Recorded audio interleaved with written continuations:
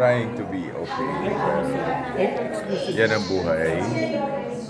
Ah, kailangan move on tayo.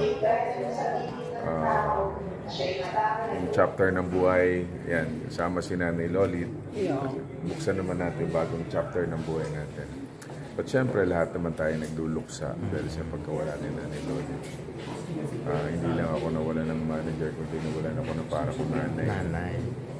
So, mabigat sa dibdib. Sa dami ng mga pinagdaanan ko, di ba? Siya yung tagapagtanggol ko, siya yung nagpapalakas ng loob sa akin, siya yung mga nag-a-advise sa akin kung paano maging matatag. Pero ganun pa man, papasalamat ako sa kanya. Ang laki ng hirap niya sa akin. Ilang taon na kayo, sir? I mean, yung... Actually, si Nanay Lolit, panahon pa ng tatay ko. That long. Tawag niya nga sa daddy ko, Mang Ramon. So, bata pa lang ako. So, ilang taon ka noon nung ma-meet mo siya? Siguro mga 10 years. 10 years. Mga 5 decades na nga. Kasi more than Tapos, yan nga, naging manager ko siya, ni Lani. Pero there was a time ba nag-away kayo or may disagreement kayo? No, hindi, never naman. Wala akong natandaan. Pinapagalitan niya ako. Pagka meron siyang... Bakit? Pagka nachichismis ako. Saan? Siyempre, pinagtatanggol niya si Lani. Pero hindi. Mamimiss ko siya. Kasi hindi po pwedeng lumagpas ang isang linggo nang hindi kayo na hindi kami mag-uusap. Kaya ito na yung kakalungkot na wala na siya. Ano yung mga payo sa'yo ni Manay Lolit, Sen, na nagbabago sa buhay niya? Well, katulad ngayon, ito bago siya pumanaw yung huling pag-uusap namin. Yung time na alam niya na that I'm so down, you know. Siyempre, yung pagkatalo ko, sabi niya sa akin, sa lahat lilipas, no? Wala kang kasalanan sa bayan. So you just have to be strong at kung kaya mo yan, bangon lang, kuha tayong pelikula. Kuha ka na sa TV, balik ulit. Sabi ko, gusto ko muna magpahinga na eh. Sabi niya, hindi, bangon lang, laban lang tayo. Sabi ko, ikaw ang kamusta na? Eto, buhay pa ako. Sabi niya, diba? Tapos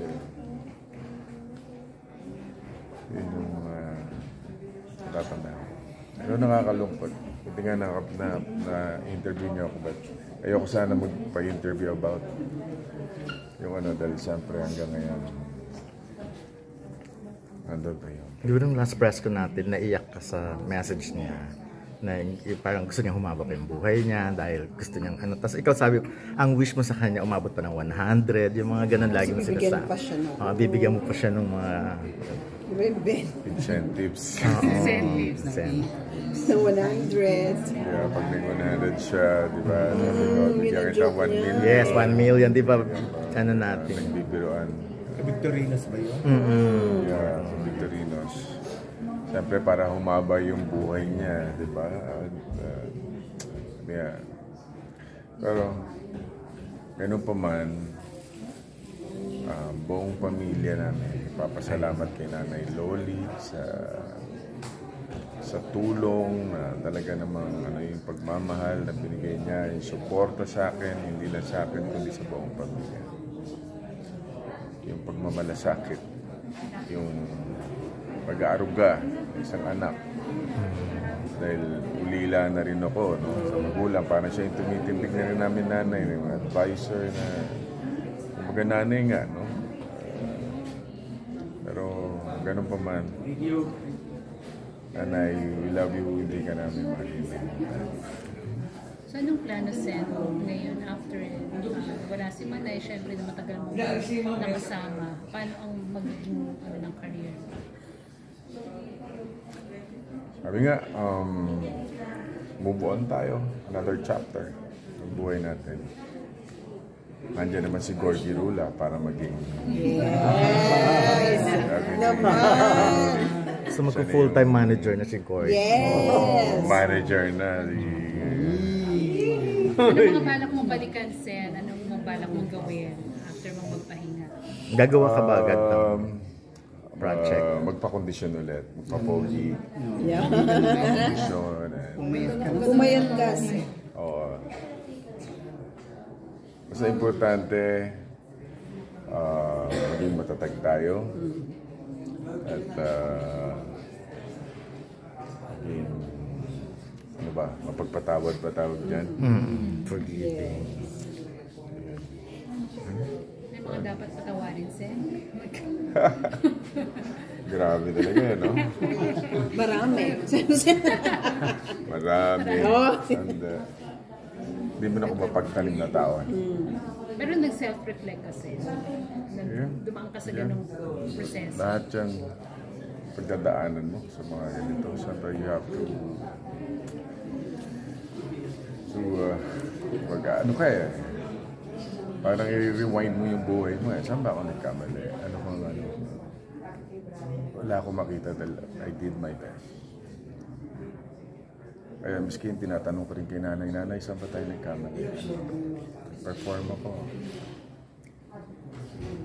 Yung paso-paso, I'm acquitted sa lahat. Diba? So, nadali nga lang tayo ng fake news. Yun yung fake news. Yun nga, at least na-inform natin ng tao about that fake news. But kailangan talaga ma-address yung problema na yan. Dahil hindi lang problema ko yan na inabot ko, kundi problema ng sambayanan, ng Pilipino. Dahil maraming nadadali ng fake news na yan. Kailangan gumawa talaga ng batas, ang Kongreso, Senado, para masugpo yan. Pero may bala ka bang pagdemanda, Sen? Kasi sabi mo after, di ba parang... Pinaubaya ko sa mga abogado. Ngayon, pinaubaya ko na sa abogado. Baka simulan na naman tayo ng bashing yan. Masyado sila mapusok. Maraming mga trolls ngayon. So, alam naman natin yung wala na. Pero actually, Sen, lumalabas lang naman yan tuwing election, di ba? Yeah. Kapag, ano naman... Hindi, di ba, sana kung totoo eh. Hindi naman eh. Yan ang masakit eh. Pero at least, I'm okay. You know? Buhay ng tao, nadadapa tayo, kailangan matuto tayong bumangon. Masakit, di ba? May nakatarak na tinik sa'yo, pero kailangan bunutin mo yung tinik na yan, lumabang ka muli. Pero yung politika, pabayan natin sa Diyos yan kung ano yung plano niya para sa akin. Pero saan may mga di ba, may mga nagko-complain na feeling nila nadaya sila. May, anong opinion mo tungkol sa ganun? Ayoko isipin yung mga bagay na gano'n. Sa akin,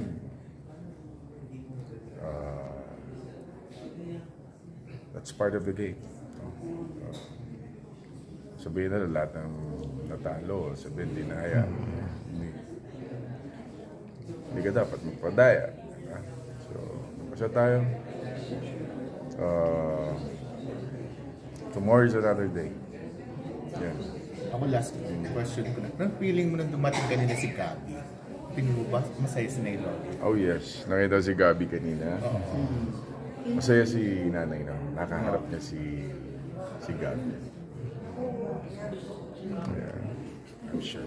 She's very, Si very... Jerry. Hindi ba, sila hindi eh. ba too late, Sen? Hindi na ba naman, sila wala na. kita before na mawala si Manay? Nakita sila. Nakita na sila noon. Okay. Saan ikaw ang Sa nag-set Krame. up? Nung nandun pa ako sa loob ng Krami noon, Nagdala siya ng Birthday, chocolate. pa-birthday mo kay Nay Lolit ba yun? Tapos nagdala yes, siya sa ng birthday, chocolate. nagdala siya ng Expired. Ay, ganun Yung pa. mga, Tapos Hindi pinamamigay naman ni alam ni Lolit. Gabi yun. Expired. Oo. Pero I'm sure happy si nanay. Dahil sabi ko nga nanay, nandito yung first love. Pero ikaw favorites eh. Na, Favorite Ako send last na lang, meron ka pa bang gustong sabihin kay Nailol? kulang salita.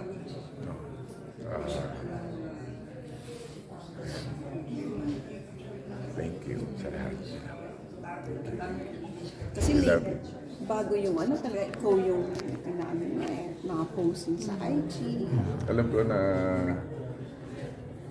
na-hurt din siya. Yung pangyayari sa akin. Yes, Affected super. siya. Talagang